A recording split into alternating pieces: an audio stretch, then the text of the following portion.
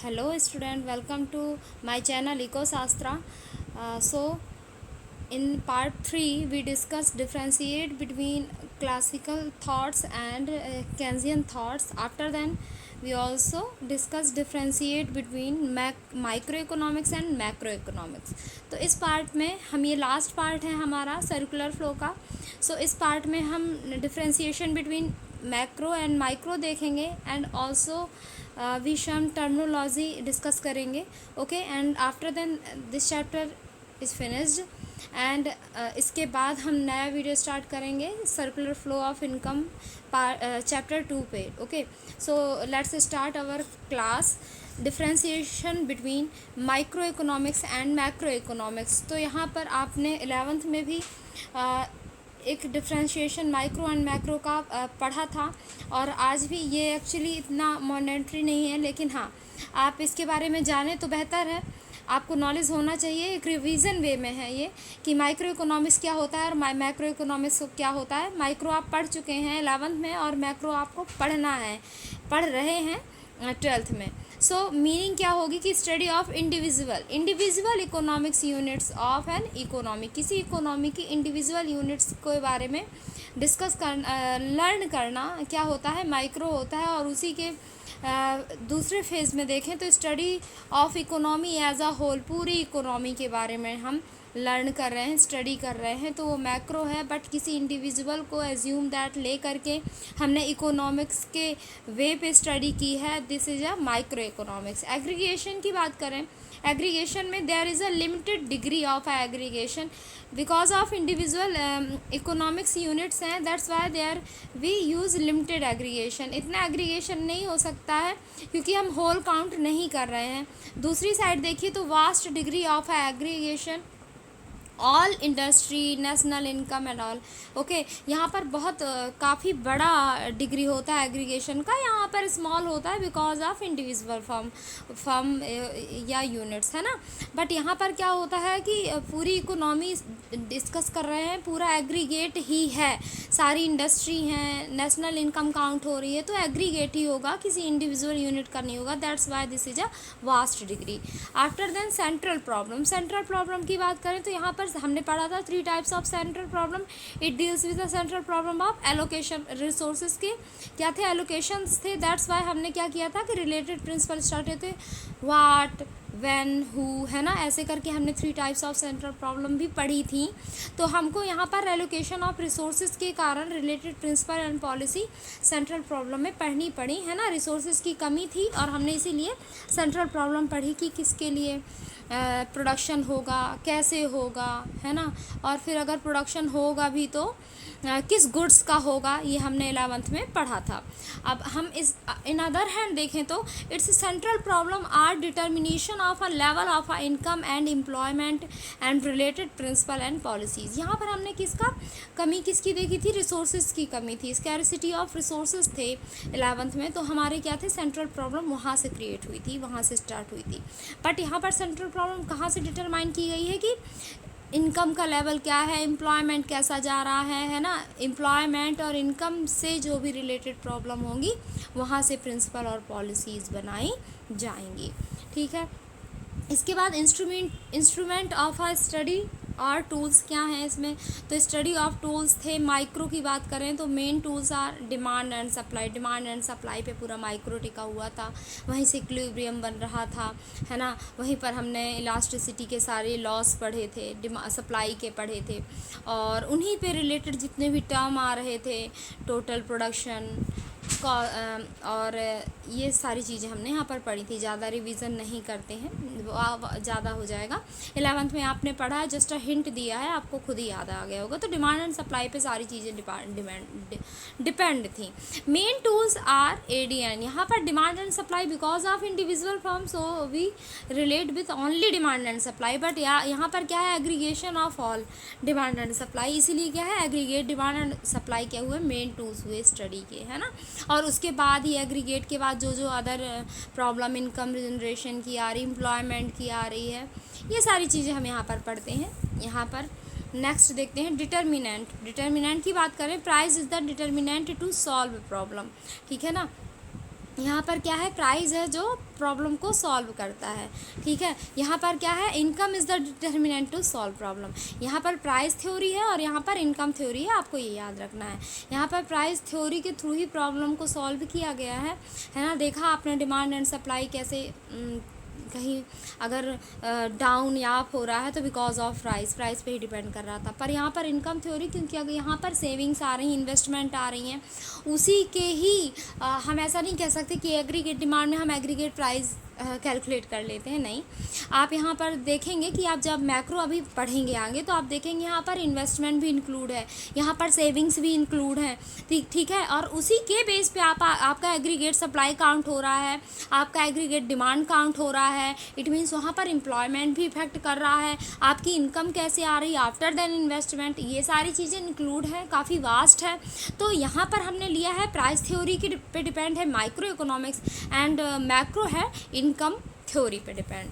इसके बाद देखें आप अल्टरनेटिव नेम्स क्या हैं, वही, क्योंकि हम प्राइस डिटर्मिनेशन प्रॉब्लम सॉल्व कर रहे हैं तो प्राइस थ्योरी है इसका अल्टरनेटिव नेम। आप माइक्रो को प्राइस थ्योरी कह सकते हैं, कहते हैं इनकम डिटर्मिनेशन पे सॉल्व प्रॉब्लम की गई हैं। So that's why this is a theory of income and also income and employment.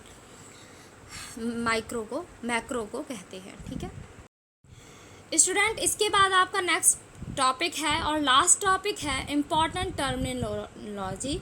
तो आपको टर्मिनोलॉजी में इम्पॉर्टेंट आपके लिए, हाँ इम्पॉर्टेंट हैं, ये आपको समझने ज़रूरी हैं और कुछ तो रिलेटेड हैं आपके नेक्स्ट चैप्टर से भी, बट ये आप ऑलरेडी इसके बारे में आप नॉलेजेबल हैं, है ना। कुछ नहीं है फिर भी हम डिस्कस सभी को करेंगे।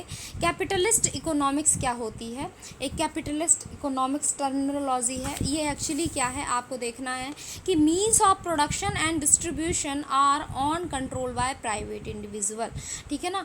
कोई प्राइवेट पर्सन है, इंडिविजुअल है जिसका बिजनेस चल रहा है, उसमें उसका प्रोडक्शन और डिस्ट्रीब्यूशन में खुद का कंट्रोल है। ऐसी अगर इकोनॉमी है, मतलब ऐसे लोग ज़्यादा, ऐसी प्रवृत्ति के लोग ज़्यादा हैं उस कंट्री की इकोनॉमी में, तो वो कैपिटलिस्ट इकोनॉमी बन जाती है, क्योंकि प्रोडक्शन और डिस्ट्रीब्यूशन में खुद का एक का ही कंट्रोल होता है। जब कोई एक इंसान ऑन कर रहा है ना, तो वो अपने प्रॉफिट के बारे में सोच रहा है, वो मतलब यहाँ पर प्राइवेट की बात कर दी गई है, गवर्नमेंट की बात नहीं की है ना। यहाँ पर जो प्राइवेट है वो अपना प्रॉफिट मैक्सिमाइजेशन सोचेगा और अब वो अच्छे डिसीजन लेगा because of he want to gain profit. Next है प्रॉफिट मोटिव। बिल्कुल, एक प्राइवेट इंडिविजुअल है जो प्रोडक्शन एंड डिस्ट्रीब्यूशन ऑन कर रहा है, कंट्रोल कर रहा है because of he want profit motive. What is produced and the quantities there are determined by a consumer demand and competition. एक कंपटीशन होता है, क्योंकि इकलौता प्राइवेट इंडिविजुअल नहीं होगा, वहाँ पर बहुत सारे इकोनॉमिस्ट होंगे, इकोनॉमी में बहुत सारे बिजनेसमैन होंगे, प्राइवेट इंडिविजुअल होंगे जो चाह रहे होंगे कि वो किस तरह की क्वांटिटी प्रोड्यूस करें according to demand, consumer demand, और एक कंपटीशन होगा, इसीलिए बेस्ट गुड्स प्रोडक्शन होगा। एक एग्जाम्पल है यहाँ पर याद आ रहा है ना। देखते हैं कि जैसे हमारी कंट्री है, इंडिया है, डेवलपिंग है ऑफ कोर्स, पर डेवलप्ड कंट्री और डेवलपिंग कंट्री में क्या है कि हम जो फार्मर्स है, मोस्ट ऑफ फार्मर्स बिजनेसमैन हैं फार्मर्स, लेकिन बहुत सारे लोग हैं जो पहले ये सोचते हैं कि हमारे सेल्फ कंजप्शन के लिए क्रॉपिंग कर लें, खेती कर लें, ठीक है, आफ्टर देन जो भी है उसमें से इनकम कर लें, है ना। पर अगर हम डेवलपिंग कंट्री का एग्जांपल इंडिया का हो गया, अगर आप यूएसए देख लेते हैं, ठीक है ना, तो यूएसए का एग्जांपल लें अगर, तो वहाँ का फार्मर ये नहीं सोचता कि हम सबसे पहले सेल्फ कंजप्शन करें देन इनकम करें।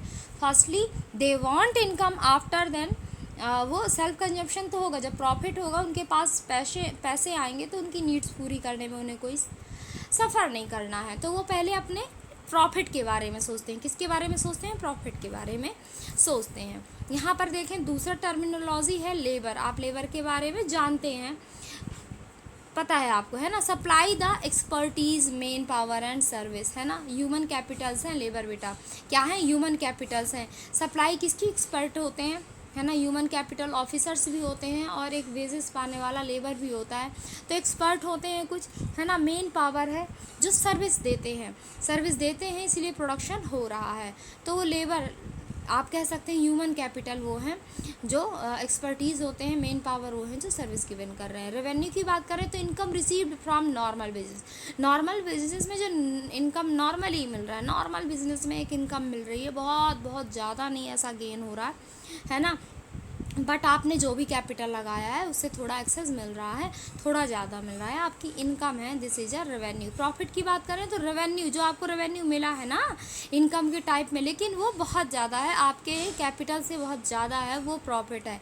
इट मीन्स कि आप सेविंग भी कर पा रहे हो, है ना, इन्वेस्टमेंट के साथ साथ सेविंग भी कर पा रहे हो, एक्स्ट्रा मनी मिल रही है, रेवेन्यू से एक्स्ट्रा मिल रहा है ना, खर्चे करने के बाद भी सेविंग्स हो रही हैं, वो क्या है, प्रॉफिट है। इन्वेस्टमेंट एक्सपेंडिचर एक आपका टर्मिनोलॉजी है, investment expenditure. Okay, next terminology is a investment expenditure. So, money spent on capital goods, land, production inputs, infrastructure. जितनी भी मनी पैसे हम खर्च करते हैं कैपिटल गुड्स में, है ना, जो ज़्यादा महंगी चीज़ें हैं जैसे लैंड है ना, यहाँ पर कैपिटल बड़ा अमाउंट मनी का जाता है, दैट्स वाई कैपिटल गुड्स, है ना। तो लैंड है, प्रोडक्शन इनपुट्स हैं, जो भी इनपुट्स लगने हैं, मशीन्स हैं, इंफ्रास्ट्रक्चर, बिल्डिंग में काम हो रहा है, ऐसी चीज़ों में मनी स्पेंड करना इन्वेस्टमेंट कहलाता है। क्या कहलाता है, इन्वेस्टमेंट कहलाता है। Purchase of financial instruments such as stock, bonds and derivatives, ये सारी चीज़ें जो स्टॉक्स एंड बॉन्ड्स वगैरह हम परचेज करते हैं, ये सारे फाइनेंशियल इंस्ट्रूमेंट के अंडर आते हैं, और साथ ही साथ ये भी इन्वेस्टमेंट है, क्योंकि इन रिटर्न ये भी अच्छा खासा प्रॉफिट जनरेट करते हैं, ठीक है। इसके बाद है फर्म्स। फर्म्स की बात करें तो आप सभी को पता है, वो फर्म्स एक ऐसी जगह है जहाँ पर एक प्रोडक्शन यूनिट कहलाती है ना, एक इंडिविजुअल फर्म की बात की गई है जहाँ पर प्रोडक्शन हो रहा है, एक प्रोडक्शन यूनिट है। इसके बाद है हाउस होल्ड सेक्टर्स। तो हाउस होल्ड सेक्टर्स क्या होंगे, हम सब, group of people who spend money on the purchase of a goods and services produced by them, ठीक है। हम हेल्प भी करते हैं प्रोडक्शन में एंड उस पर खर्चे भी करते हैं, ओके। सो स्टूडेंट, ये सारी टर्मिनोलॉजी को पढ़ने के बाद हमारा first chapter introductory macro economics finish होता है। साथ ही साथ हम नेक्स्ट वीडियो में स्टार्ट करेंगे chapter second circular flow. Okay, thank you student.